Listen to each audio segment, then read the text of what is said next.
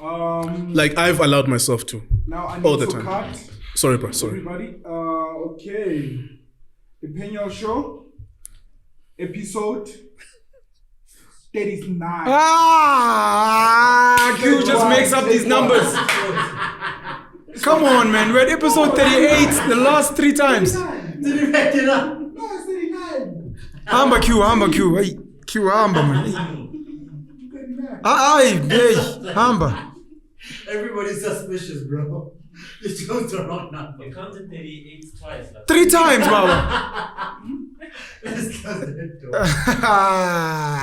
Shall we sabotage? Internal sabotage. Nkululeko, welcome back to the Penuel Show. And We've already started. I hate the fact that we've already butchered so much content before now. But Is this us starting? No, Uti, Have we already started? is there like a thing that I'm supposed to hit? No. I'm asking whether or not we've started. You say yes, and then I'm like, cool. No, I'm not going to answer that because you probably I want to don't do know something. if we're rolling. No, I don't want to do something. We started. You know, when I bring guests here, they get nervous and I'm not nervous. they want to say the right thing. And No, I don't want to say the right thing. but I'm asking. Have we started? you and I do this, bro. So like, I feel like it must be a different vibe. Like, I feel like I shouldn't even listen to you. I should be on my phone and not really. Sorry. Guys, have we Stella, what happened to the bottled water? Yo. Has got us here. Have we started? Yes, we have. We're rolling. It is officially action. Thank you. We can't afford bottled water. Oh, but we've got new chairs. Spongy production with the new chairs. Which camera am I on? Kumulu Blessing was like, which camera am I? Which camera am I? Yo, I just want to say thank you very much to the team for the new. Sorry, Nkululeko, I'm so rude. Unjani mfethu? I'm good, man. Thank you so much for inviting me. You good? Again, I'm okay. No real complaints. It would be nice if YouTube paid us more. But what can we do? We live for fame and not money. 55-45. I don't care about the percentage split. I care about the money. The money is little, man. I think we were at 5 cents for an ad. Now it's like 4 cents. And then when you look at some of the... These one I listen to say, I'm a CPM, I'm a RPM. Yeah, cost per mile. When you look at them at other places, boy, you're like, why the fuck am I not living in Croatia? You're the only person in South Africa that I've seen to work out what a view costs. Sure. It's like, you're like, for one of you watching, it's equals to 0.004 cents or something. Pathetic. Yeah. This is why we need people to be paying members. Because even at 10 Rand per month, if you were to watch, let's say at 5 cents for your view, and you watch every video, because I do every day on Penuel the Black Pen. Yeah. 30 times 5 cents is 1 Rand 50. You've given me 1 Rand 50. What the fuck can I do at 1 Rand 50? So 10 Rand becomes multiples. That's not the point. No, it's... That's never been the point. You know yes, what the point is? Sorry. That's That's never not the been point. the point. The point is you establish a brand. You build a community. When there's 50,000 of them, you go to Omo, you say, I have 50,000 niggas who are watching me every week. Give me 50,000 rands to be on my platform. That's the sellout though. That's not a sellout. They have nothing to do with your content. No, but do you understand what I mean? Please explain. Once you have gotten your EFF, ANC followers, your 1 million, 2 million followers, and they give you, I think ANC membership is 10 Rand or 20 Rand a year, of which they're even struggling to get people to pay that 20 Rand. And because you're not making money and you can't pay Abante Lutuli house, then you have to get someone else to fund it. Yeah. Whether they say, look, we're not really involved in, the bottom line is now someone pays for the lights. That becomes a sellout. Now, if I don't even know why you're mentioning brands. Superimpose that into what we're doing. No, I'm just saying, Wuti, You've explained once we take the political fame, party sure. example. Superimpose. What's the worst thing that could happen? We are Itiski TV. We're still full of nonsense. People still dislike and like us. We've had World Sports Betting for over 2.5 years. They pay us 300,000 rands per month. We pay the bills. Yes, we've run out of money What's for the bottled worst water. thing? What's the worst thing that Those could are my happen? class.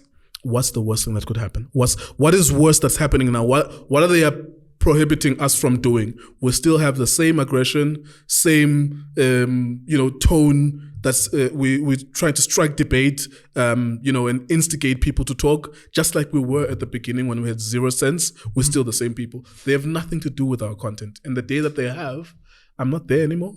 And maybe we'll have a meeting. Like I've just spoken to Jason for close to 30 minutes. Maybe we'll have a meeting with Jason, a crisis meeting, to say, I don't want to be part of this. If they want to be But you guys are lucky. You're spoiled. The brand alignment is on point. Yeah. That's why they shouldn't have a say. Yeah. But once it's another type of brand, all of a sudden. Yeah, but then you're discounting the potential for you to go out there. Not necessarily you because you're the content creator, but maybe people in your team to go out there and find the right fit for you. You know, I just don't like it. I like the idea of selling 1 million mixtapes, boy, through spaza shops. Yeah.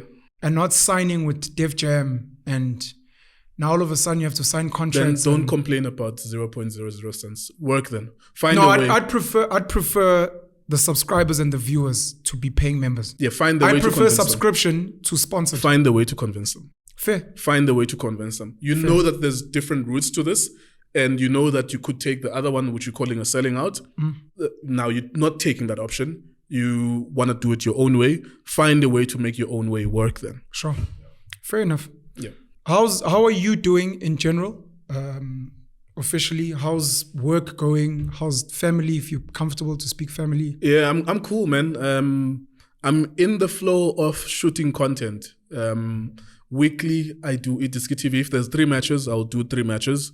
That's literally maybe 3, 6, 9 hours worth of work in a week, or maybe 12 hours worth of work, depending on how many matches are playing. And then in between, I'll go in Nkululeko and Cultr, 1, 2 hours, sometimes 3 hours, depending on the number of interviews.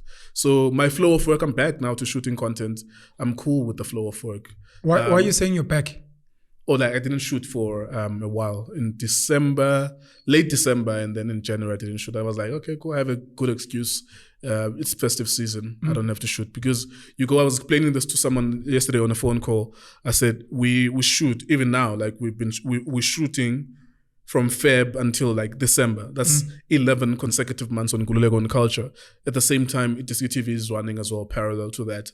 And we will only get a break at Itiski TV in May when the season ends, late May.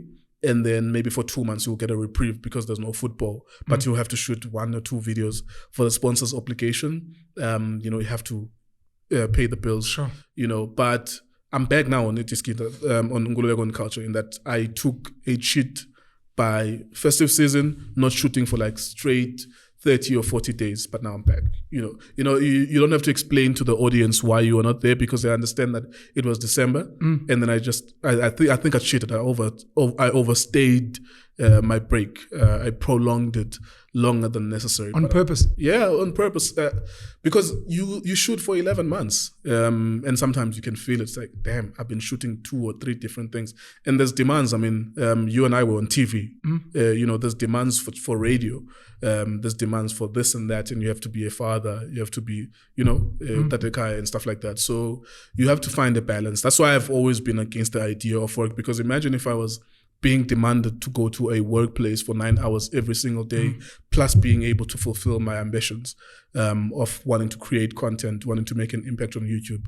So I'm happy with the workflow balance that I have, that I even describe myself as unemployed because I go in an hour or 2 per day, really. It's only when there's a match and the match is 90 minutes that I then have to go somewhere.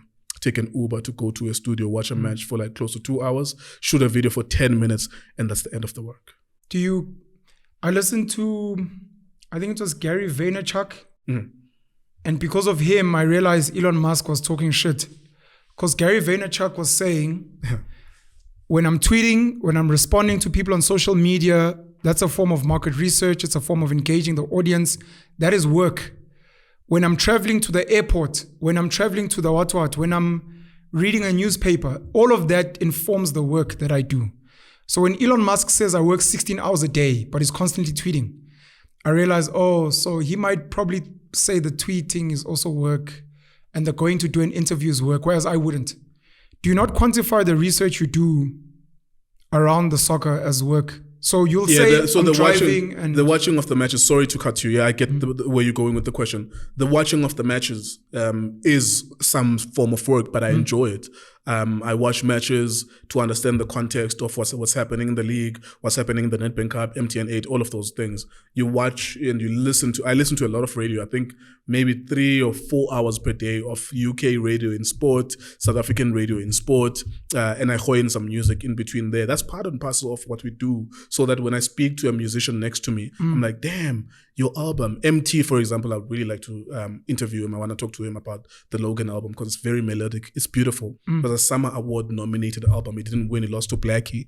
And I was immersed in that album. I went to Durban to watch rugby, listening to that album. Hectic. I've listened to that album for hours and I love some of the songs there. So that's part and parcel. So where it would help me is that if I speak to him, I would speak to him different than a normal interviewer who asks random questions. I'm like, damn, bro, who helped you on production with this song? What gives you the idea of a melody on another song? What did you mean in this song? I love them so much, you know what I'm saying? And I've never really been a fan of Emtee. I just stumbled on that album and I listened to it. I'm like, damn, this is weird. This is dope.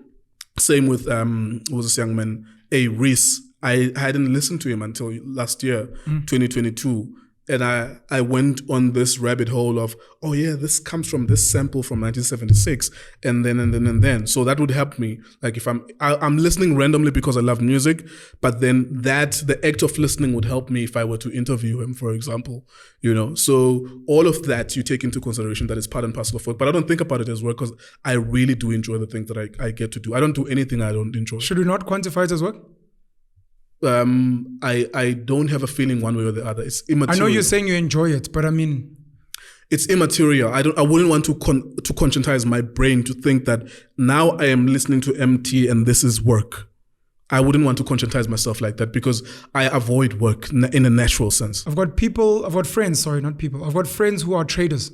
You know, they trade stocks, they trade currencies, etc. And if you're working for a big trading house, 95% of their day is reading newspapers, watching conferences, and so that it informs the trade or the trading they do for the 5%.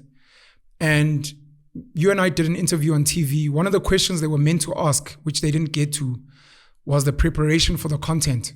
Because I actually had an answer for them. And it's a question I was asked recently as well. It may have been by Usizwe Mpofu Walsh. Yeah.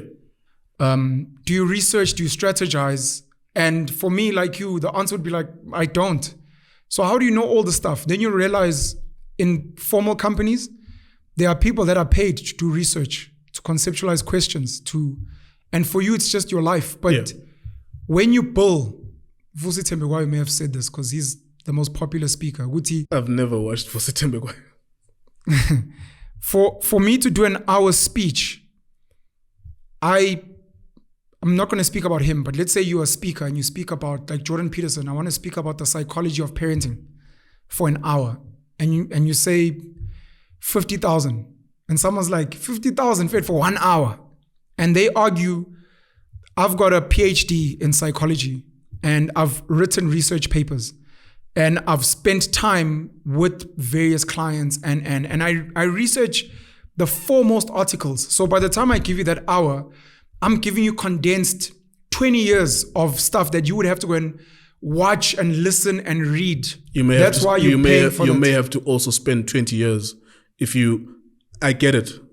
Like the idea behind the fee that's being charged is that if you want to avoid it, you may then have to just go spend 20 years like me, be a PhD. I don't say I agree or disagree with it, but I'm saying I get the logic of it. Because I'm thinking you're going to say you don't work. But what I realized with billionaires and other hyper successful people, LeBron James now who's broken the record. Yes, sir. For the all-time... My brother was watching it and he was updating me via Twitter. Via WhatsApp. Beyonce Knowles, 32 Grammy Awards. And I have to explain, so this is what I normally explain to people first and foremost. You want to be Beyonce, little girl. Oh my gosh, I want to be Beyonce. I want to be Nicki Minaj.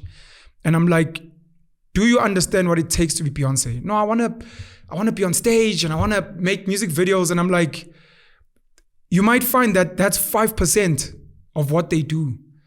Every day when Beyonce wakes up, she has to go for singing lessons or she's recording.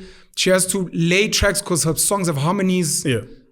She has to go for choreography. First, she has to learn, and then she has to train with the rest of the team. Yeah, the choreography probably is a killer. Because, come on, boy. Damn, man. You know, and then there's travel, of which you might be like, but it's traveling. Like, but you don't want to travel, so it becomes part of work. It's part of my time. And then after all of that, this happens with movies where after the movie's released, and maybe we don't respect Hollywood actors as much. And these guys that act in South Africa, I don't think they understand what this means.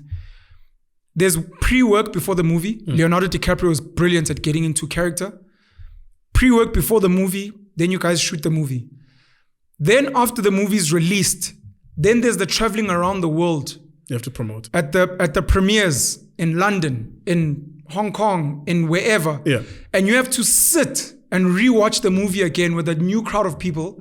And then after that, just in South Africa alone, you'll do an interview on SABC 1, then on Top Billing, then another one. So you'll do 10 interviews just here alone. Then you go to the next country, then the next. It's draining. Yeah. And all you wanted to do was act. So,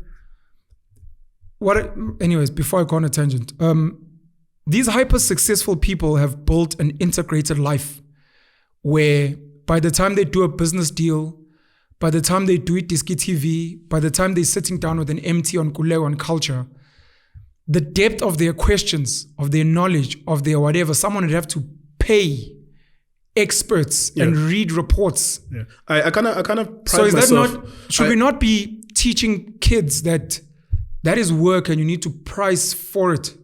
Yeah. And are you not maybe working, but you just don't realize that you outwork the 9 to 5 because you go beyond?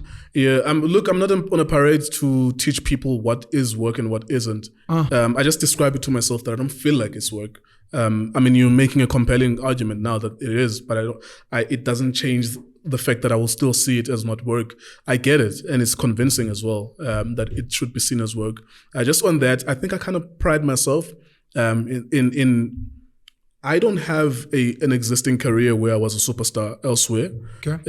So I don't come with a legion of followers from YoTV or from wherever. You know, I've had to pretty much build a profile for myself. So one of the things that I pride myself in is that I'm going to spend some time understanding who you are, and I'm going to really be interested in you when I'm interviewing you to a point where I will win on substance, but I may not win on numbers, and I'm not even competing at that level. Sure. You know, I care enough for the numbers so that it pays for my videographer.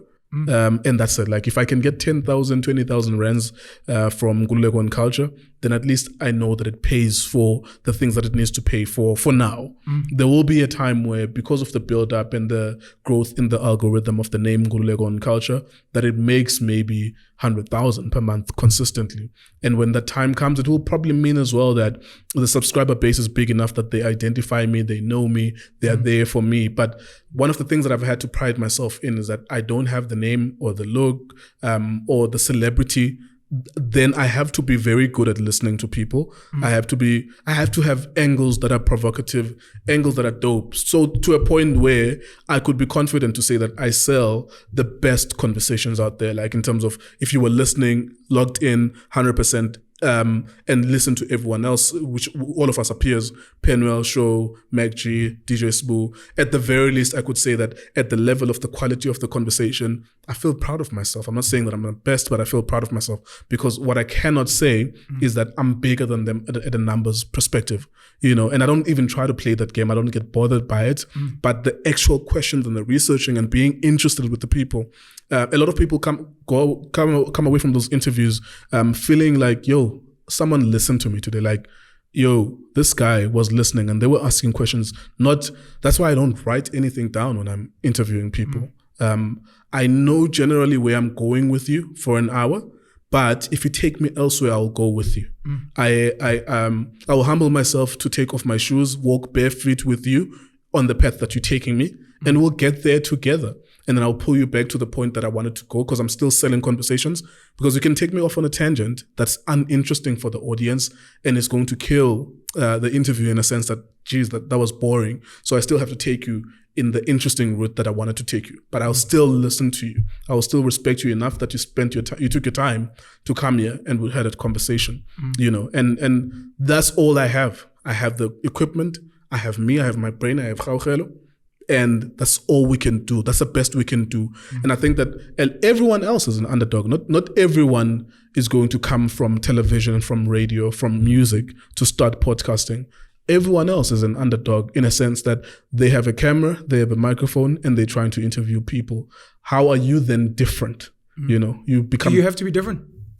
You can't be selling. You can try to sell the same thing that everyone else is selling, but the ones that are going to win are the ones that are winning already. The people that have their favorites. There's people that know the time slots to make podcast and chill.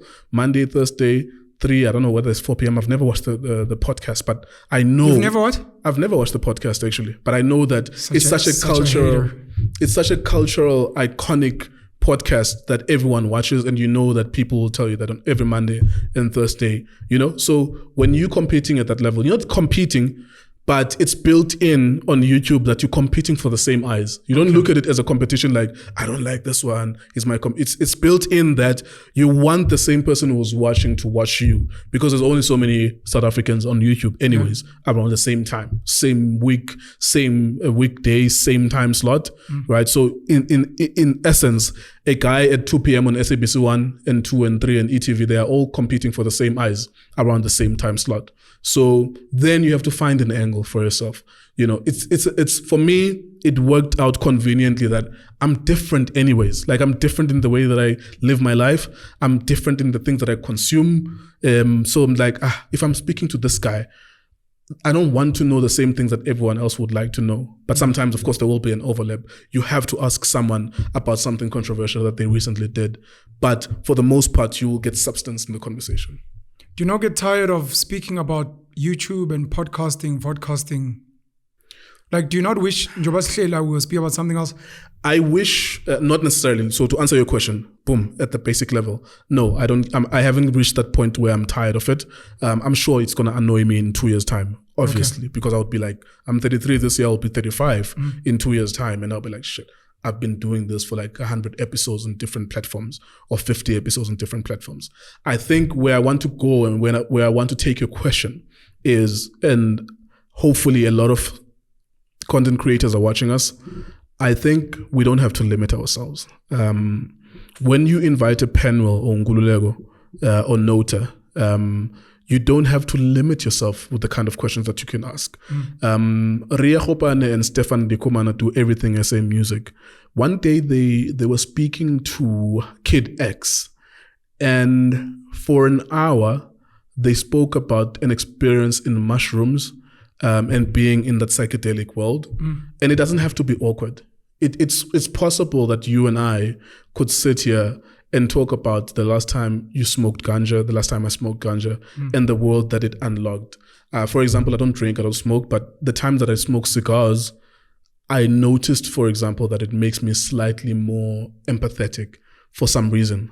Like immediately when that hit, because you know, when you smoke every day, you don't feel the hit anymore. When you smoke cigarettes every day, there's a point where you don't feel the hit, where you feel something somewhere here and you feel like there's a buzz. This is something you've heard? Well, I've experienced it smoking cigarettes. I'm not a smoker per se, but I've smoked cigarettes before. Okay. And I've celebrated moments and I'm smoking a cigar and you feel a buzz like in the back of your head. And I get a heightened sense of compassion. And the phrase heightened sense of compassion, I think about it when I'm in that moment. I'm like, oh, I'm high now. Why do I think about big words like heightened sense of compassion? And if I'm sitting down, I actually get up. I'm like, okay, where's my daughter? You know what I'm saying? But she wouldn't notice that I'm in a different altered state. Sure. But it's a cigar. Like if I would be smoking it every day, at some point you'll get used to the buzz. It's like you would be chasing that buzz, you know. And last year I smoked weed for the first time in 17 years. I asked Ufense, who works for us at Itiski TV. I'm like, yo, go to Randburg, get me weed. You smoke weed. He smokes weed, so I'm like, get me weed, because it had been 17 years. Last time I'd smoked weed, I was a teenager, right? Why did you want weed? I just wanted to feel the high that I felt when I was a kid, because I had remembered it being like, when I'm walking, I'm floating on clouds. It's beautiful. But why did you want it last year? I'm explaining to you, I wanted to feel the feeling that I felt when I was a kid, to walk like you're walking on clouds. It's beautiful. You walk like you're coasting. You don't feel like you're walking like boom, boom, boom. It's not laborious to walk. You feel like you actually want to walk, you know? So I wanted that feeling for some reason. Out of the blue, I was watching an Orlando Pirates match. I can't remember which team they were playing against. It was a Tuesday night and I smoked. But I was safe enough that I was like, go to my house, take off my bag, my family is asleep, everything, my laptop, everything that I need to upload content is uploaded. Then go next to my door, smoke. Then I smoked. And then halfway through it, something like, poof, it sounds like that. Poof, it happened. And then I couldn't feel my arms. I couldn't get to my bed quick enough. It took me maybe 30 minutes and I screamed. And people in the house came to my rescue, pour water on me. This doesn't sound like normal weed. You know, that's the point I'm trying to get to there, because I didn't know. Like, I couldn't feel. No, but I can't touch my private parts. Like, what's happening? And I kept on trying to touch myself, right? Yeah. I couldn't touch my private parts. And then I was trying to make my bed, like, just to prepare and then I must have done that continuously for maybe 5 to 10 minutes. It felt such a laborious thing to do. I'm like, damn. And then my instinct kicked in, because I'm a responsible person. I don't do these things, but I wanted to do it. And I threw it. Like, I went to the toilet, threw the weed, the whole thing that was still left, threw everything, the Rizzlers and everything, I threw it. But to get off that high took me more than 24 hours. The next day I was supposed to interview Jackie Pamote the next day. And fortunately, she had some sort of fever. She couldn't come. She came the week thereafter. I worked. I'm lazy, but I cleaned my yard the next morning just to get off the high. I was so frustrated. That's why I don't drink. Like, I used to, when I'm drunk, be frustrated that I'm drunk. Like, I'm not in control. So now I was working the next morning, just doing my God, everything. Like, I was doing everything. I only got off that high maybe afternoon the next day. In the afternoon the next day, you know. So clearly that was weed laced with whatever it was laced with. That was not a problem. I smiled with offense and I told him the story. I'm like, yo, this is what happened, blah, blah, blah, blah. And I never smoke. I'm not a smoker. I don't smoke. You know, and I knew, like, okay, I'm not going to do this again. If I do it, I'll do it as a cat. Like, not that kind of Gonna wait another 17 years. You know, yeah, just in J. It's a J thing to do. Like, I'm not encouraging people to do it. But I tell the story to say that there is a possibility for us in all of these podcasts to walk in paths that we've never walked. Sometimes Joe Rogan and Bill Burr will sit down and they talk and you're like, what are these white guys talking about? But you're watching it. You're not following. It's like, you're not always going to get substantial conversations on podcasts, and you shouldn't. Okay. We shouldn't pigeonhole it, right? We shouldn't chase. We shouldn't create rules for ourselves. We shouldn't create limitations for ourselves. Sometimes someone is going to tell you a story about how they were in exile, and then this happened, they were in the jungle, and then that happened. And it's a compelling story. You just need to shut up and just listen to them speak. And you didn't know. It's mind-blowing. You didn't know that they were going to take you on that journey. You just ask probing questions. And it's a journey for everyone else and the people at home as well. So I know you asked me a question, and my instinct to answer your question was that is for me to appeal to everyone who's looking to get into podcasting. You were asking me about talking about YouTube.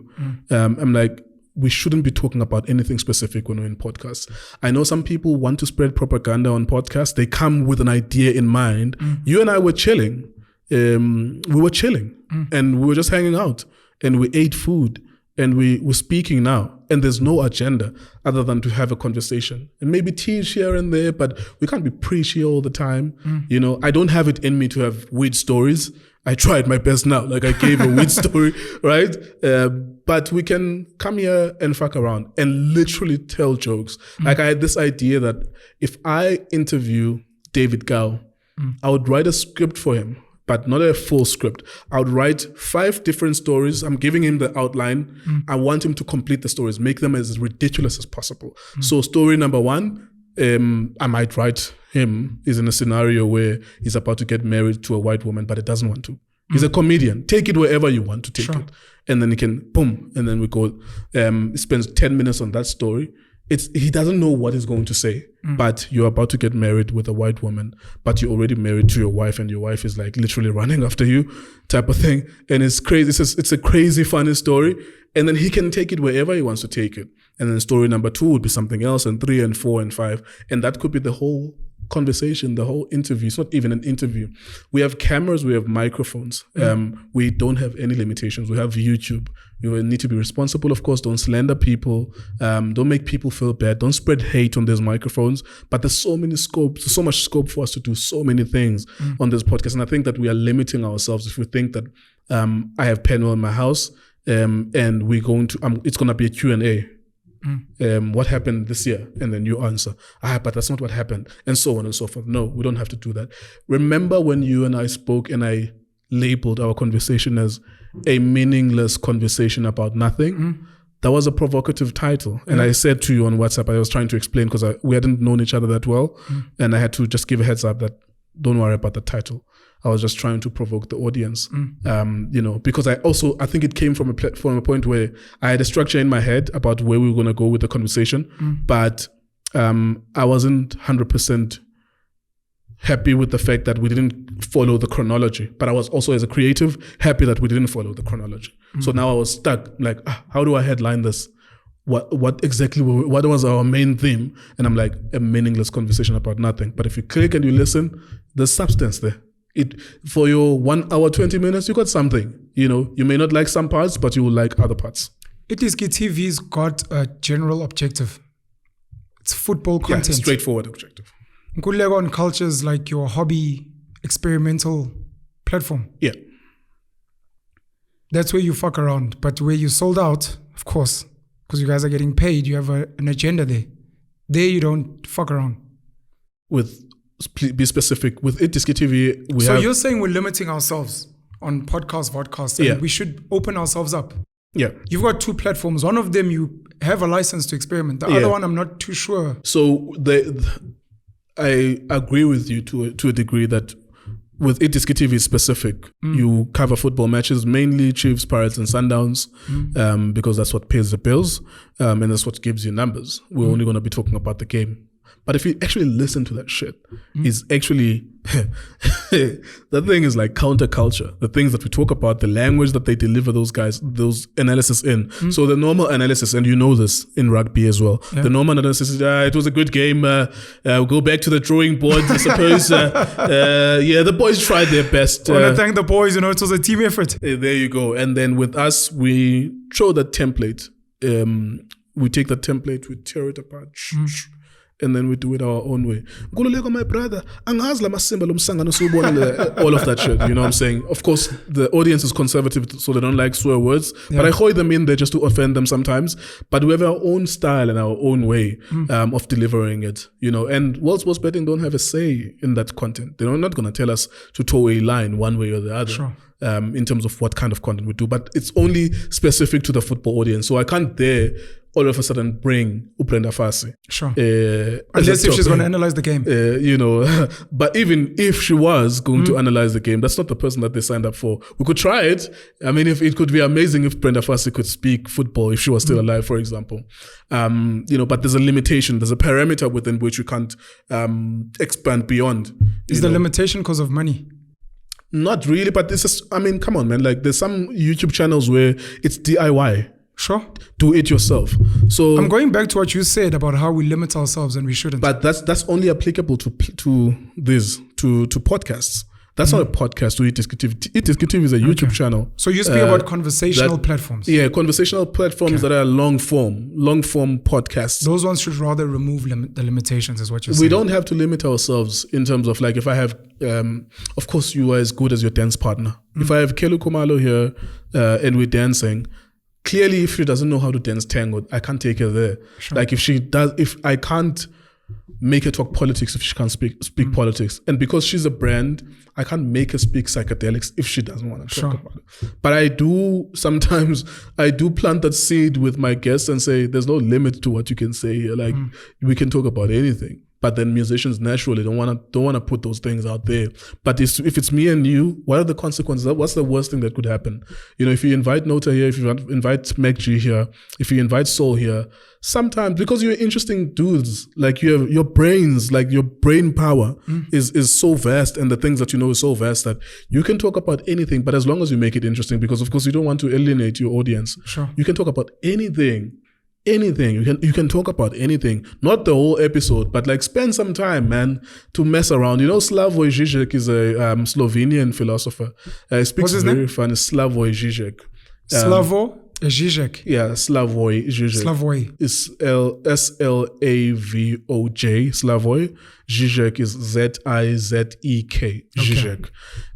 He speaks very funny and he's always sniffing like this. But he's gifted. He's very bright. He's Sure. gifted. He always say that like there are places in Slovenia or East Europe where before they start a meeting, they start teasing each other about their mother's vaginas.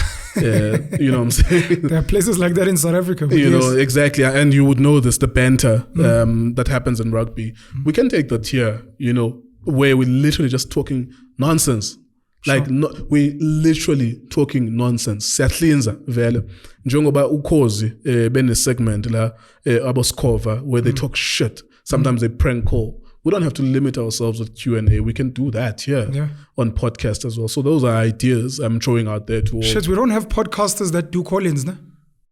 I don't think we have. I think, who's this guy? Work at Simpson or whatever. Okay. He was on 5FM Sure. or whatever. I don't But know. I'm thinking like a Kevin Samuels. Yeah. people call in I'm and- gonna do that shit at some point. And get people to call in and Yeah. ask questions. Yeah, And and if there's a breaking, you could do that as well. If there's a breaking thing about Ramaphosa resigning, imagine the algorithmic behavior that happens there. It's on steroids. Everyone is on YouTube searching for a video of Ramaphosa resigning. Sure. You could have people call in, and I'm gonna do that at some point. I just don't want to alienate my current existing fan base, but that's the direction I will move into when I'm doing more political content, where I'm like, okay, cool. are you scared of alienating your followers? I'm not scared of it. I respect it. I respect the contract that I have with the audience. I always respect it. I will never bring. So, for example, Itiski TV, it's an informal language that's delivered in. Sometimes it's Zulu, sometimes it's English, sometimes I throw in Xhosa, sometimes we throw in Sotho, right? We cannot all of a sudden throw in Afrikaans there, like exclusively, for example, like a full video, because it's 10-minute videos. Sure. We can't have an exclusive 10-minute video in Afrikaans because those are not the people for that. Okay. That audience did not sign up to hear that. Sure. You know, and we can't throw in rugby for some reason, even if it's a World Cup. Yeah. We can't do it because that's not the contract that they signed. They subscribed for a reason. They pressed subscribe because they like what they saw. Now you're going to have to feed them what they saw. Almost like a factory-like commitment. Sure. It's like a factory. You literally just like Itiski TV, bruh. That's a factory actually. And Nkululeko on Cultr? What type of contract do you have with your audience there? It's undefined at this point. So it's tough to alienate per se there. Yeah, because there's Penuel there, there's Anele Mngxatama there, there's been Nota there, and then there's randomly Advocate Defo, there's Bonga Sitole. All of these people do different things. Yeah. They come from different industries. So there's more leeway to do stuff there, but you can't push it. You can't deliver it in a different language. They will get frustrated. Okay. For example, because we do it, the medium is usually English most of the time. Now, I wouldn't exclusively do it in Xhosa. I've invited 2 rappers who are Xhosa, but I force them to speak English. But from time to time, they speak Xhosa. You know, and you can already have the anxiety of like, damn, like what if people from Namibia, because you have people from Namibia, Botswana, you have that as well. Sure. And Namibia, Botswana, Lesotho who are watching, and they want exclusively that to be delivered in English. There's more leeway in Nkululeko and Cultr to do more stuff. But then you take risks and you learn from them. You're like, okay, cool, they don't like this. Maybe they might like that. Like, for example, we just saw a random guy in the street, and I said to you that I'm going to interview him one day. Same with Ubonga Sitole. You got angry when I said I'm gonna say it the way I said it so I can trigger you. Come on, man. I need to trigger you. Need to bring out the Hulk. Yeah. I said your last conversation with Ubonga has made him the superstar celebrity that he is now, where everyone wants to take pictures with him, take videos, donate, want to find out if he's gone to rehab, and You got angry when I said that. I don't like that. I don't like the idea of making people. I never made that guy. First and foremost, let me explain to the audience. Sure. The first time I saw Ubonga, he was already in a popping video. Yes, it was like 10, 20,000 views. So I would have seen him somewhere. He's not my pal. I don't gallivant around Joburg. I live in Blekaude and I stay in my house 20 hours a day. Sure. Or 23 hours a day. So there was no chance that I would have met or seen him other than seeing him on an existing video. Sure. So I saw him on a video and I saw the potential. I always see potential in people. I'm like, oh, okay, this dude speaks nice. I never thought that he was intelligent or not intelligent. That's not me. I need more information to know whether or not you're intelligent. Speaking nice is just one aspect of life. Exactly. Yeah. But of course, people with limitations think that they mistake the eloquence and articulation of English as intelligence. There you go. Thank you. So when I saw him on that video, I knew that we will have a dope conversation, and we had it. It's 1 million views. That's crazy. That's crazy. That's equal to 44,000 rands on YouTube. The 1 million views, and it paid 4 months worth of our bills. And at the time when I took him I actually asked Nkewu High, the same guy that I asked to buy me weed. He works for us at Itiski. So I was so sorry. Offense is a bad person. Stay away from offense because he gets you dodgy weed. This is a positive part. I asked Nkewu High. I said, "Here's my bank card. He knows my PIN numbers. Get yourself petrol. Get yourself food. Get that guy." The street guy, because at the time I think I didn't really know his surname. I think I just knew that he was Bonga. Sure. The street guy. Get him food, get him whatever he needs, but get him here. Don't come back. Even if it takes you 3 hours, don't come back here. Get him here. And fortunately, I was doing another interview. So it took at least 2.5 hours. And he brought him in, and it was like, we're so relieved because he wasn't. I suspected that he was into drugs. Okay. Just by looking at his eyes. And looking at his state as well, and understanding people who are homeless are probably coping with drugs. Sure. And I got him. Ufenze got him, and then we did the interview. I knew that at least 100,000 people were going to watch that. Sure. As whenever I'm doing an interview, I know how many people are going to watch it. That's why sometimes I get so frustrated when I have a guest who's full of nonsense, and I'm like, I know you're not more than 10,000, but I don't say it. Like, I think it, I don't say it. We are judging. No, I don't judge people. I'm like, judge. You're like, fuck. I don't want this attrition from you because you're not that dope. Yes, of course, people are allowed to say yes or no. Being a diva. Don't get me wrong. Yeah. You are allowed to say, I'm not going to do it. And that's the best answer you can ever get. Yeah. Because then I'm not going to make any more of an effort. Yeah. But then when you tell me tomorrow, then I come to you tomorrow. Then next week, then I come to you. It's like, bro, I already know you're not worth even 100,000 views. Yeah, well, and I'm not even judging them on that basis. I'm just saying at a human level, I'm like, the amount of effort I have to go through here and the attrition. I don't want to go through this attrition, knowing that I can go through an attrition if it's guaranteed 1 million views. I could even climb top of Table Mountain, come back again because I know. I wouldn't. I would. I wouldn't. I've said this to DJ Spoo that as much of a nobody as I am, I've got self-respect. I've got my own dignity. Number one, I don't fear any man on the planet. And number two, I don't respect any man beyond myself. So you can bring Putin, Kim Jong-un, Joe Biden, you can bring Barack, you can bring Cassper Nyovest, aka you can bring Jay-Z. Mabezong Pampela, they can go fuck themselves. To be fully honest, I don't have time because just because am I trying to raise money to cure some disease? There is a degree of persuasion. There is a degree of persuasion. I believe in it. But I was saying this to Sbu. So the context we were speaking about, Sbu was speaking about a song where he'd made the song and he featured some veteran on it, and then Nkonipho contacted the veteran and was like, look, we featured you in a song, we've sent it to you, please let us. The veteran shouted at him on the phone, don't do this, I'm a watwat. And I'm like, sure, that's the one part. The second part is there was another case we were trying to get, legend, icon, whatever. The way they were speaking to us. Damn. The way they were, and I remember saying to Sbu, again, because we understand hip hop. This is why a 19-year-old, 18-year-old kid can be like, fuck you, old nigga. OG, legini. I'll see Ochila. I'm popping in the streets. The kids are fucking listening to me. I get booked more than your fucking life. Yeah. So Mazong Papela, who's a good example of a kid that's popping now in hip hop? Let's say maybe a Lil Durk has to feature maybe a Snoop. Or Nas or something. Man, just on Pampela, do you know who I am? It's like, hey, fuck you, man. If you don't want to feature on the track, go fucking suck a dick, because I'm popping in the streets. I might actually bring you back to life. Yeah. Because these fucking kids don't know who you are. They just see some old nigga. Manje, siyahlonipha, I'd like to think. We're good human beings. Yeah. Siyahlonipha. And my brother and I are very big on this, that especially abantu abadala. Uyamhlonipha umuntu, yebo baba, yebo mkhulu. But once they spit in your face, all bets are off. You return then the it's energy. like, fuck you, no more afa. Yeah. Hey, wena uhloniphe, hey, fuck off. For sure. Uhloniphe ungafa. Yeah, I'm Bengithi ngiyazehlisa kanti wena usujwayela abantu that you shit on. yeah. You're speaking to the wrong person. I'm that way inclined too, because we are the hip hop generation. Yeah. Like I have utmost respect for people and their achievements and their work. Yeah. You're like, yo. Yeah, absolutely. I think the easiest thing. The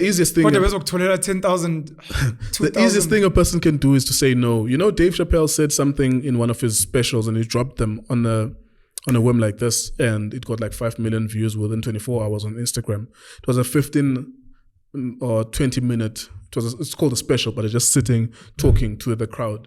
And he was talking about the situation that he had with Comedy Central, and the fact that Comedy Central is now making hundreds of millions from having a deal with Netflix because they sold Chappelle's show, the rights to flight Chappelle's show on Netflix. But then the way that relationship ended, and the difficulty for Dave Chappelle and Neil Brennan at the beginning when they were trying to enter the doors at HBO, he said it would have been enough for you guys to say that, no, thank you, we don't want your special. But at the beginning, when we were flighting Chappelle's show, which became an iconic show that people still love to this day, it's a sketch comedy show like Pumunati. I think Pumunati maybe was inspired by that. Sure. You know, and it became iconic. It became big, and it made so much money for the company that when they were supposed to give Dave Chappelle 10% was more than maybe 100 million that they said it's invalid. It was so much money, even for a small percentage, to be paid to the creator of the show, that they said it's invalid on the contract. And one of the prohibitions was that it couldn't be Dave Chappelle anywhere else. He would never have another Chappelle show. They would own that show in perpetuity. Now you're triggering me. Forever and ever and ever. But I want to bring this point that he said, as he was speaking about the situation, he said it was bad enough. You can tell me that you don't want the show, but you don't have to go the extra mile and say to me, why do we need you for? What the hell do we need you for? For example, and make someone feel small and tell them that we already have Chris Rock, we already have other black comedians. I think for everyone we are inviting for interviews, it's okay to say no. Sure, you're and allowed. That's the end of it. Yeah. It's the end of it. I was saying, okay, this is weird, but I was saying to someone that the best news you can ever receive as a man and the father is that you're not the father. It's confirmed on the DNA. Sure. It's shattering. It's heartbreaking. The DNA is proving that that's not your child. Yeah. And it's been 7 years. It's been 12 years. Yeah. But that's the best news you can hear, because from that moment onwards, you're no longer obligated. There is no shadow of a doubt. Sure. You're going to have to deal with the shattering nature of that news for the next 3 months if it takes you 3 months, for the next 2 years if it takes you 2 years. But it's the best thing that you can ever hear. It's official, and you can start processing. There you go. Because then for the next 20 years, there is no ambiguity whether or not you're raising someone else's child. Yeah. If an icon or a legend or just a normal artist doesn't want to come on a platform, why do you have to broadcast that thought? Yeah. Why do you have to tell people on Twitter that you will never go to Podcast and Chill? You will never go to Penuel the Black Pants show because of this and that. It's okay for you to say no. We keep it moving. Like, sure. I love it so much that when you say no, that means you're not giving me a runaround, because sure. it hurts more when it's a runaround for 3 weeks. Yeah. That's why I'm saying, like, there is a degree of persuasion. I would walk Table Mountain and down knowing that I'm guaranteed 1 million views. But that, metaphorically speaking, that is just me making a follow-up, because we have to be patient. Yeah. Next week.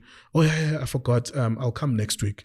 And then we can go on that rigmarole for like maybe 3 or 4 weeks. That's the extent of our patience because we're human beings, right? So you have to have a degree of persuasion. But there is a point where it's becoming disrespectful, then I'll meet your disrespectful energy. Yeah. That's why if I've decided in my head that you will never be part of this thing, I will never invite you, then I will never invite you. Because I've taken the disrespect. But what happens in the head? So I've had, I don't want to put anyone on blast. I'll say this generically. I've met so many older men who bring that disrespectful energy. And from when I was very young, in my head, I'd always think, but were you not young before? And did you never think when you were young, it would be so nice if an older man saw me?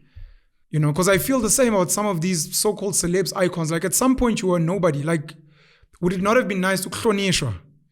Because that's all we're asking for. I'm not asking you to fucking, this is Penuel. Don't blow me up. I don't need the leverage. It's yours. You've worked hard for it. I'm a nobody. It's just, even the no. Oh, no, unfortunately, I won't be able to. Yeah. Just inhlonipho, basic. Yeah.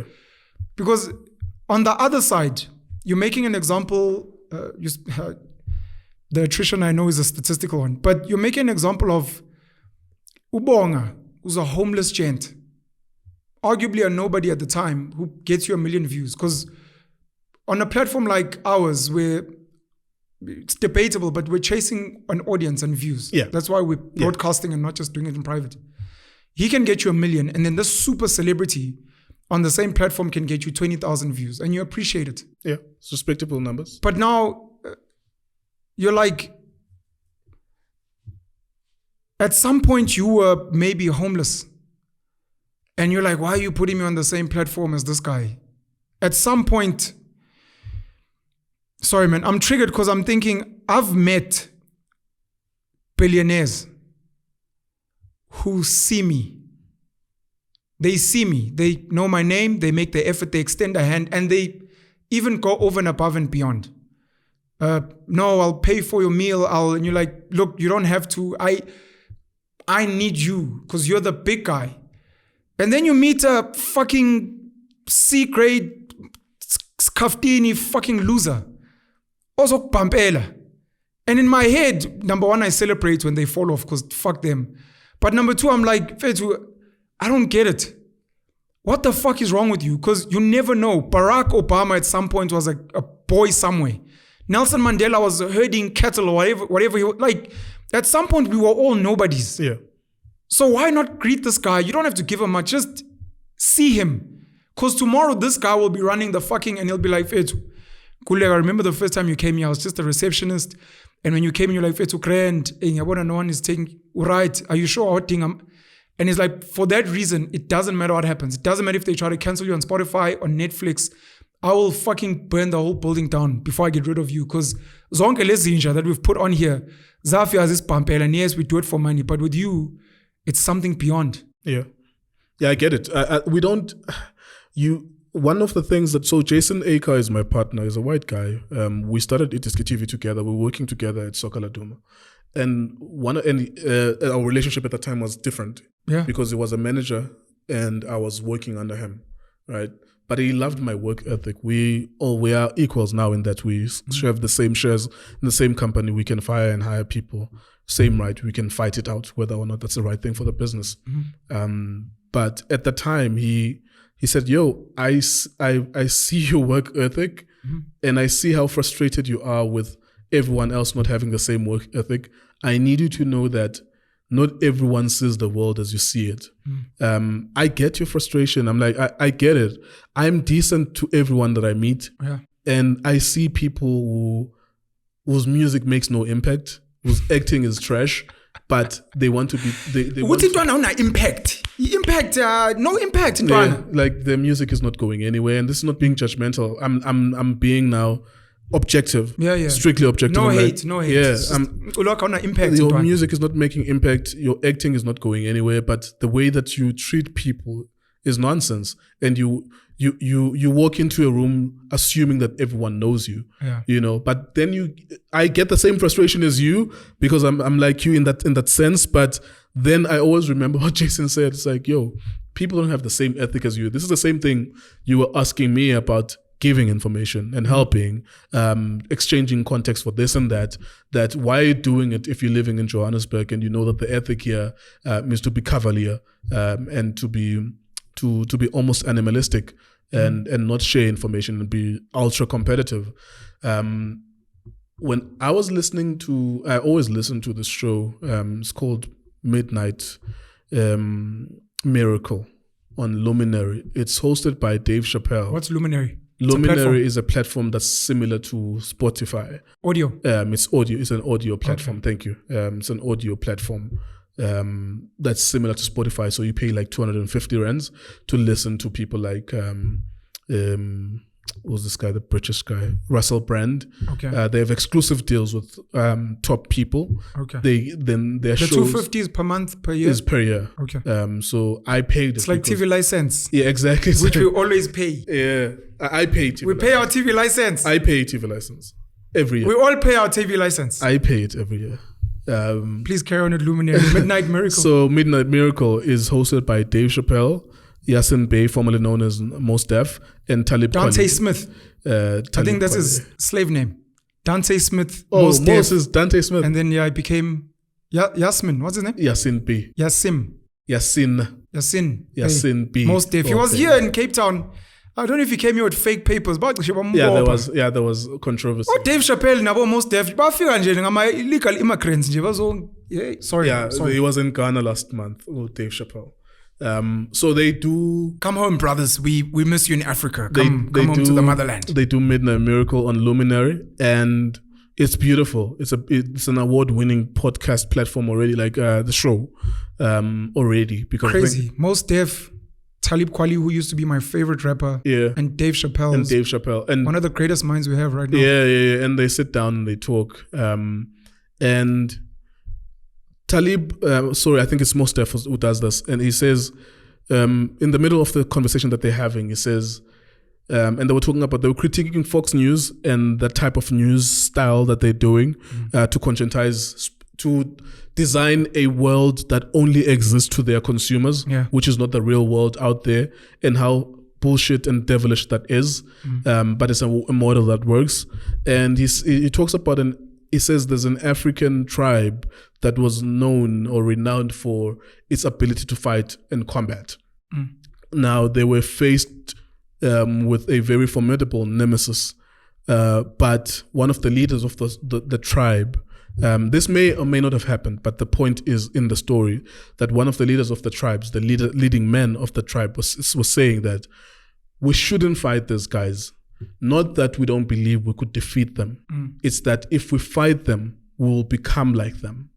And that was the fear. And eventually they devised a way not to fight at all and avoid the fight, because if they do engage in combat with these guys, they will become like them. There are a lot of people in the city in Johannesburg that I don't want to become like. There are a lot of people that I observe and I'm like, I don't want to live in filth and in poison. Jeez. Before you carry on with Joburg, because I actually wanted to ask you this. Sure. The first thing is Black Star, one of the greatest hip-hop albums of all time. Mos Def, Talib Kweli. I need to just say that quickly. And then number two, speaking about fighting, saw a clip on TikTok of this guy saying, anime is one of the things we haven't fully explored as Africans, Japanese anime. Yeah. And he was mentioning Dragon Ball Z, Goku, Vegeta. Yeah. And how the concept of them is that they always go and look for the most difficult opponents.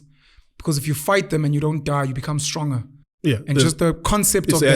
It's always a more formidable opponent than the last time. So just in life, for people to challenge themselves, to always go for more challenging endeavors. You may not succeed, but the growth that you're going to have and the lessons you want to learn are so much better than just staying in your own little comfort, being a local rapper in Newcastle. Go to Joburg, go to wherever, try yourself out. You might not win, you might lose a lot of money, you might get mugged, whatever. But when you come back, let's say even to a Newcastle, you come back a crazy creature. I wanted to say that. Yeah, sorry. Absolutely. Before you carry on Joburg, my question was going to be, because I think you want to go into this. Sure. First and foremost, I don't know if you'll raise it or it will come out. We were the platform we're in. Sorry. We were talking about. No. Don't worry about what you're talking about. The platforms that we have, because they're seen as for audience and reach and money and ad space. I want to touch on that if you don't. And then the second one is going to be you spend a lot of time at home. And one of the things we spoke about is that and I wanted to ask, because we've spoken about it, why you're trying to protect yourself from assimilating to a Joburg mindset. Sorry, I think you can carry on. Sure. I think long term, I know that I'm not going to be here. I'm 33. It is my hope that by the time I'm 40, I don't live here. I don't want to live here. It's a very uncomfortable experience to live here. I think that I would say the same thing about Cape Town too. So Cape Town is a different type of person, but it's still a city and it's still designed in a way where if I enter my township, the danger and the possibility of danger exponentially grows. Yeah. Right. And if I am in the city center, Cape Town CBD, it's significantly reduced. So it's not only about that. So I don't want to become what people here are. I'm very observant of people, and I think that is common even if you come from Newcastle or you come from in Eastern Cape or in Bloemfontein. I think eventually just people become Joburgers. They're no longer Sothos. And I'm not talking about it in a tribalistical, narrow sense. The who you were evaporates very quickly when you're here. I came here when I was 29 in 2019. I pretty much had known myself. I was already a journalist, award-winning, decent job.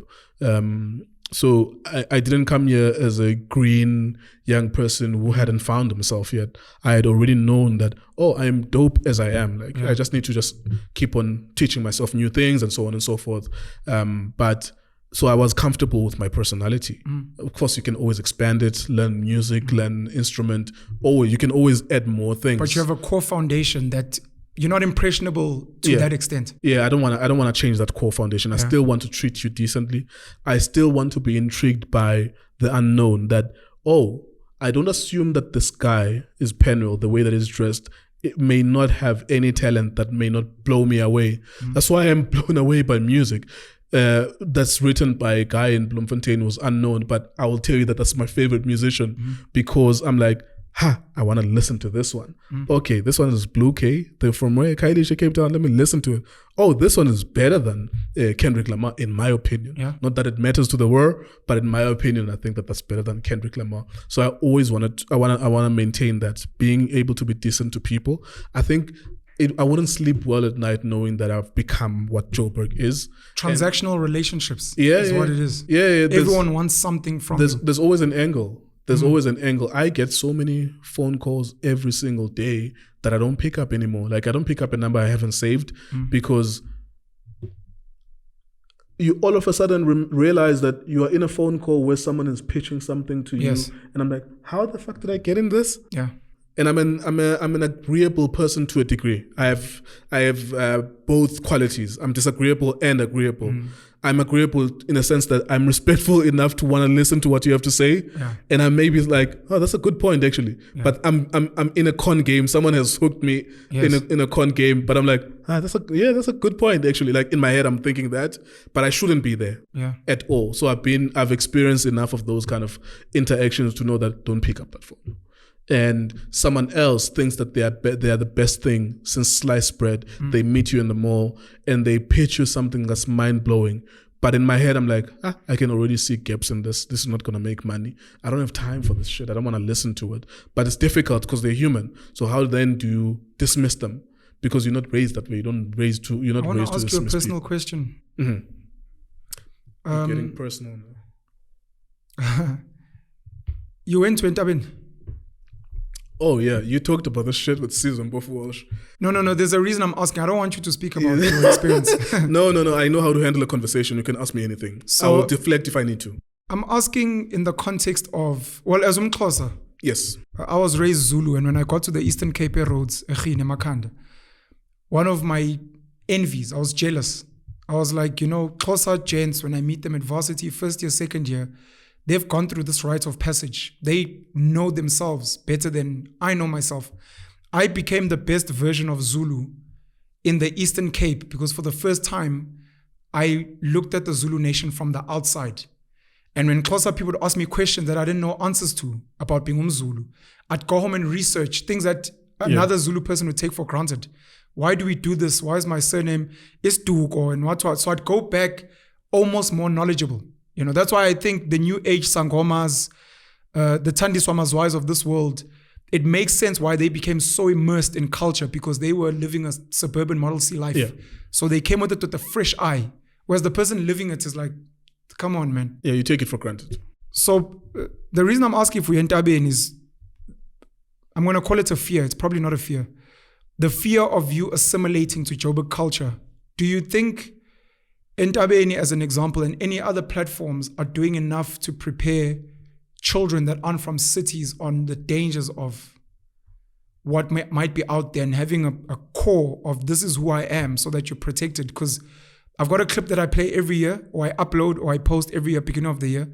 Young girls coming to Johannesburg, be very careful, because it is not what you think it is. Yeah. The blessers that you're thinking of are not some fat, black, tenderpreneur guy.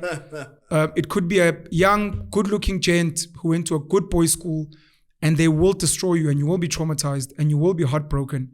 Remember what you're here for. And you know, it's a little thing, and someone reposted it on Twitter, on TikTok, and it trended again this year, which is dope, because it reaches a new audience. I don't know if we're doing enough. And I wanted to ask you, you're wanting to stay away from the mindset of Ijozi. Is it something that maybe you were taught at a platform like that? Okay, let me try and answer your question. I think every rite of passage must have a curriculum, and the curriculum must be updated to be reflective of whatever is current in that moment. Without revealing too much, it has nothing to do with that. We don't get taught that there. There are things that are available. That's why I'm making the general statement that every rite of passage, whether it's done in Rwanda, whether it's done here in South Africa, which is something that's also done KwaZulu. Every rite of passage for Venda people, for Tsonga people, let's not waste the life of young people by not updating a curriculum to then be reflective of a society. If someone was thinking about this in 1852 and they got the buy-in for the whole tribe to do it, and the whole tribe eventually did it and assimilated to it, it was reflective of 1852 or 1559, whatever, right? It was reflective of that time and era. Things change eventually, and that's why women, with our culture, women are the spearheads, because they're usually like they are the heads of their homes. There's a lot of women who had their homes who make money, and you'll find that maybe they broke up with the father of the son. So now when you come from there's things called imigiti, and they look like beauty pageants now. Yeah.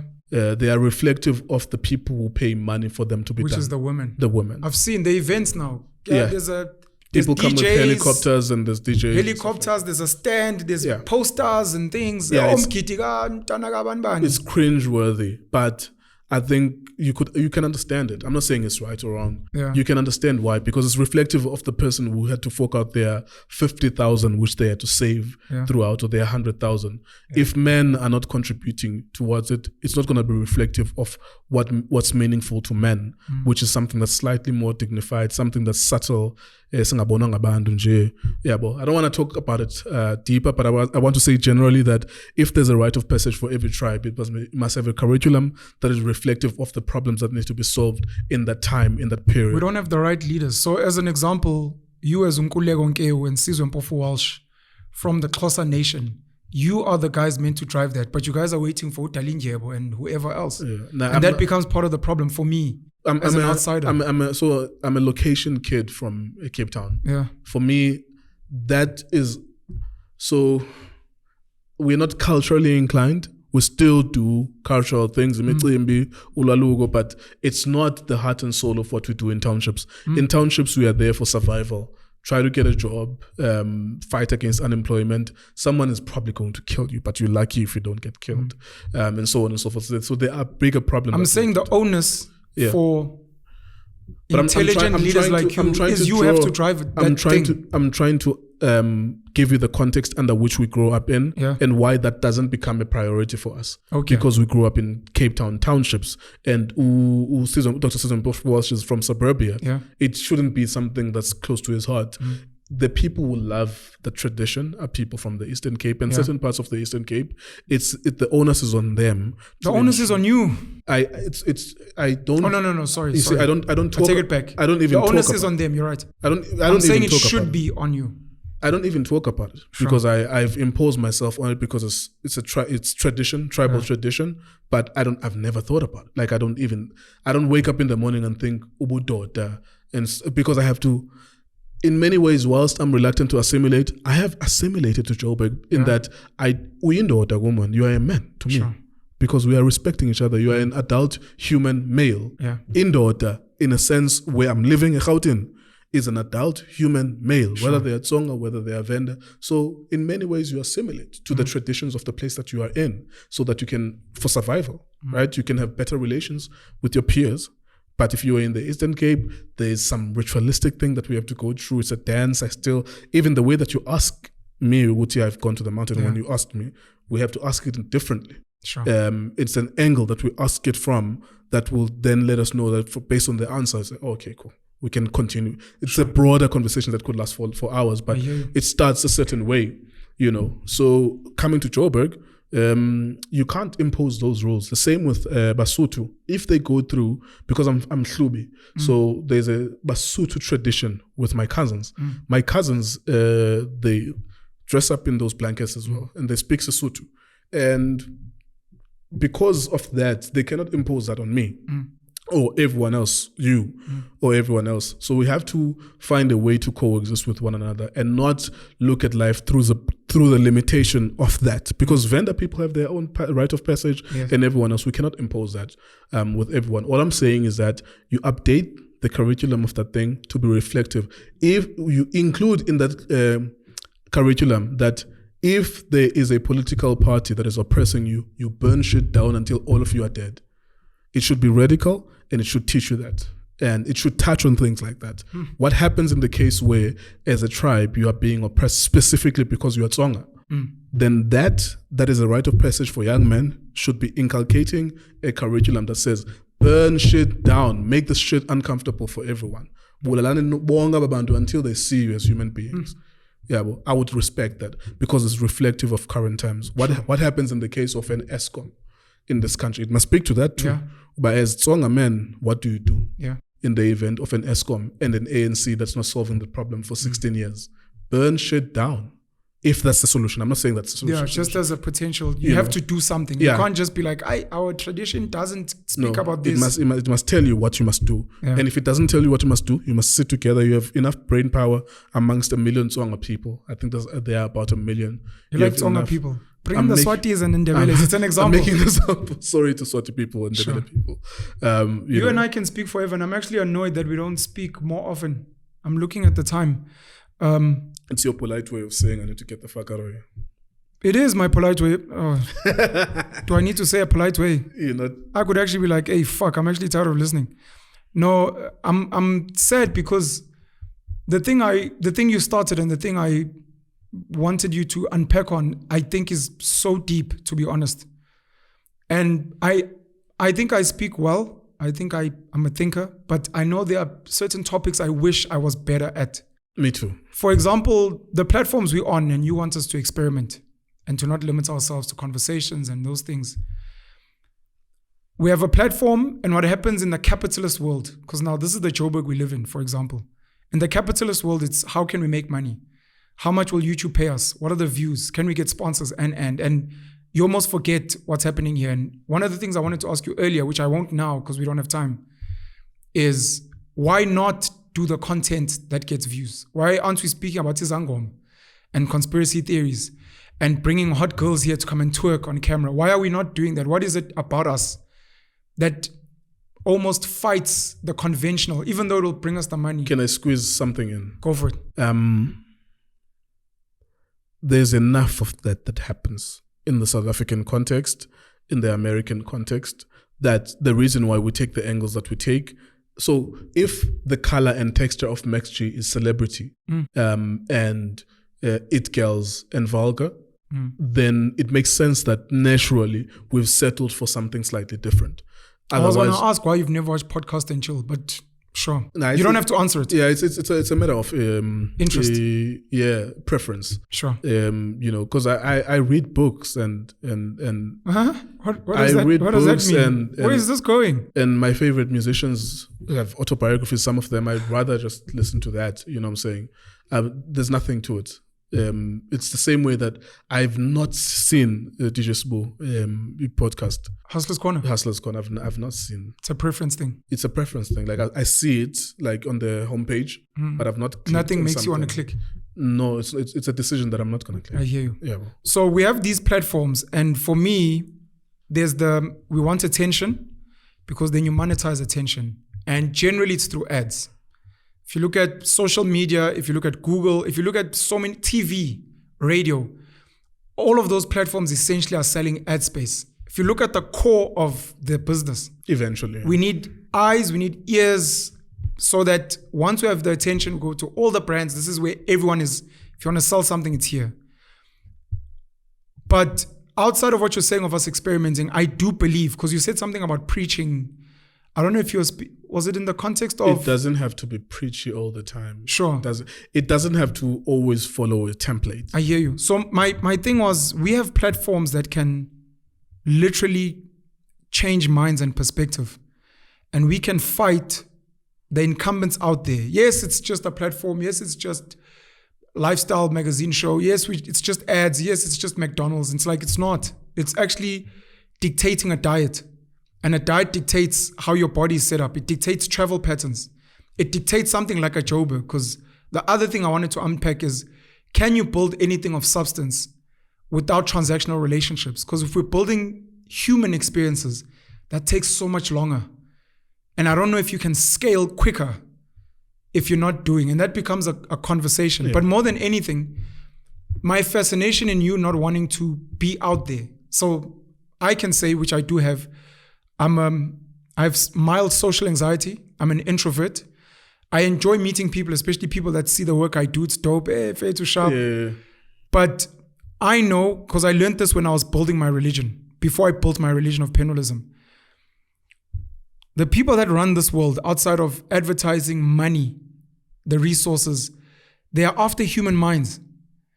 And once you get out there and once you start assimilating, and Nkululeko was at this party and he's on this podcast and you're letting people into your mind, and it looks like you're fiercely fighting to keep people out. And if it means you stay indoors, if it means you don't watch certain content, if it means you don't have certain conversations, if it means you don't read this book, you don't listen to, you're like, whether you're aware of it or not, you're like, I'm aware that someone is trying to hack my mind, and I'll do whatever the fuck it takes, because at some point I built a dope mind and I know the danger of letting someone in. In my early 20s, I picked that up. I realized that I need to be very careful of what I watch, what I read, what I listen to. In my early 20s, by the time I was 21, I was conscious of that. I didn't have the vocabulary to express it. I still struggle to express that, but I don't want anyone. There's certain content you decided to stop making last year. This is something you told me in conference. Yeah, exactly. Yeah, like I'm like. And I picked that up again. Like, you're like, nah, because it becomes you become that. You attract the negativity, and also like I didn't want to look at this shit and not want to look at it. Sometimes I would look at my videos and I'm like, I don't know if I like this. But then you have control of that because you're not an employee. You're not forced to do it. You know, when you're like, why leave a job and then come and do shit that you don't really enjoy and that you're not, it's not aligned to your soul and your spirit. That's why I stopped working for other people. It's because I didn't want to feel bad every time I walk into a fucking office. So now why would I want to feel bad? Why would I feel bad? Impose that on myself, on my own channel. Every time I look at it, I'm like, I don't like this. Yeah. You do a quick Google search with some of my video clips, I'm there talking or someone is there talking shit. And I'm like, I don't like this representation of me. And it's not even about me. It's about like people sometimes. It's like, nah, man. Nah, we can't be buffoons and we can't be hurting. And you can't be adding to that buffoonery. Yeah. We can't be hurting. Yeah. South African people, Black South African people. There's enough places where Black South African people are being hurt. My channel is not going to be that place But of course, like you always try to balance that with numbers. If you don't do that, if you don't do buffoonery, if you don't talk about trending topics about Kelly Kumalo dating this one and that one, I'm losing 50,000 views in a week as a result of that, or potentially 100,000 views in a week as a result of that. Do I really need that? I can actually shut down Nkululeko and Cultr and still have a dope life. I would have like 50,000 rands that I earn from a diski, which is, I don't have to use part of it to pay people at Nkululeko and Cultr. Although that comes with its own income from YouTube, for example.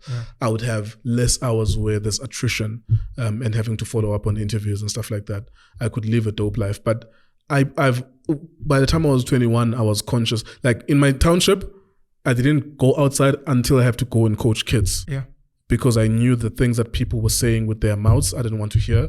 I didn't want to become like them. I didn't want to drink alcohol. I didn't want to smoke. I didn't want to do anything. And I was like, I need to protect myself so that then when I'm ready, I get out of here as clean as I can be. Yeah, because you can't really be clean. You were raised by them. That's why there's vulgar in my language. You were raised by them, but I tried. And if I survived there in that piece of shit place, I can survive. This is something about polite. I'm tired of you now. To be honest, we could keep going, but Sbongo Kongolose for load shedding that they've delivered. If there's one service that our government delivers on consistently, it's load shedding. But the only reason we're shutting this down is because we've got load shedding coming up soon. Nice and good, man. I think that can we please have more chats? I'm asking. That's dope. I'm going to invite you on my platform. I'm going to come back here again. Okay. That's dope. But people get tired. The last thing I wanted to highlight was, this is what triggered me. Dave Chappelle was told that he can't use the Dave Chappelle show. Yeah, you can't be Chappelle show. Which is his name. In perpetuity, forever and ever. In Mars, in Pluto, forever. If humanity re-emerges again in 300 years. This is called the Penuel show. And you don't understand. This is a thought I've had many times, Guti. Do I want this to be called the Penuel show in case sponsors and those things come in and then they start wanting to dictate? And it's like, it's my name. If it was called Dope Conversations, different story. That's you a can't cheese use dope. It's a fucking dope name because it's going to be the tagline here. It's the Penuel show, dope conversations with interesting people. That's fucking cheesy. And Nkululeko sometimes. Interesting people and Nkululeko sometimes. That's cheesy, bro. Dope conversations. Nah, but I think with your context though, the worst thing that could happen would have been any contract that you have with your guys here. Yeah. That it's factored in that contract that you cannot be the Penuel show on ETV when they're giving you 100,000 per month to go and do it there, but only taking you. That you will never have a problem with the sponsors. You will only have a problem with the team, the in-house team, the production company. But you realize the power of your name, man. Jeez. Yeah, the Penuel show. Hamba Manj, I'm fucking tired of you. You'll come back soon. Thank you for the invitation, cheers. Nigga. Cut episode episode 39. Episode 38 for the 5th time. Hey Q, kangangati wena ayikho lento yakho. Shout out to Q, by the way, and we end. I want 6 children. You must edit that out. Edit that out. You're gonna leave it in. I will make sure of it.